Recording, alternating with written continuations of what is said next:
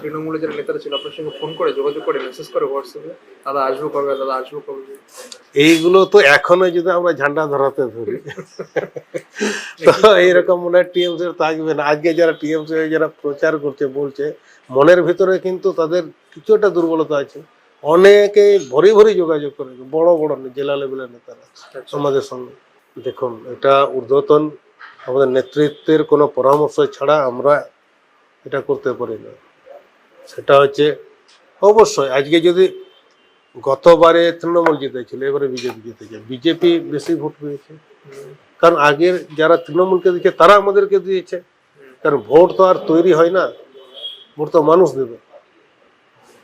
আগামী দিনের বিরাট প্রয়াস, আপনাদের অনেক কিছু প্রকল্প, অনেক কিছু আলোচনা রয়েছে, অনেক কিছু বিতর্ক থাকবে, কিন্তু এই সবের মাঝে আমরা দেখতে পাচ্ছি যে প্রতিটি মানুষের বিজেপির উপরে যেরকম একটা এক্সপেকটেশন ছিল, যে আশা ছিল, সেটা কোথাও কি মানুষ বলছে একটুখানি মোহভঙ্গ হচ্ছে।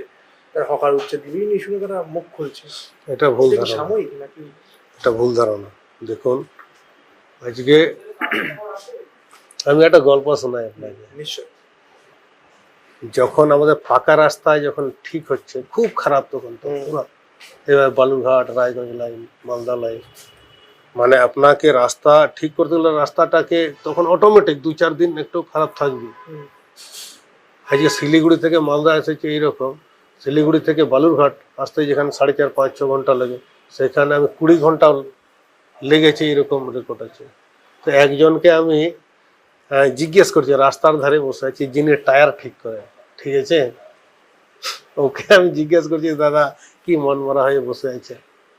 তো বলছে যে কি করবো দাদা, এখন এত রাস্তা ভালো হয়ে গেছে না, আর টায়ারও ঠিক হচ্ছে না। তাহলে তার পক্ষে কি, তার মতে কি, ওই রাস্তা খারাপ থাকলে ভালো ছিল, তো টায়ার বেশি খারাপ হবে, কাজ বেশি পাবে, তো ওর কথা চিন্তা করে কি তাহলে আমি রাস্তা ঠিক করবো না? হ্যাঁ, তো এই হচ্ছে ব্যাপার, যে যেরকম চিন্তা করে। কিন্তু বিজেপি সবসময় সবকা সাথ সবকা বিকাশের চিন্তা ভাবনা করে।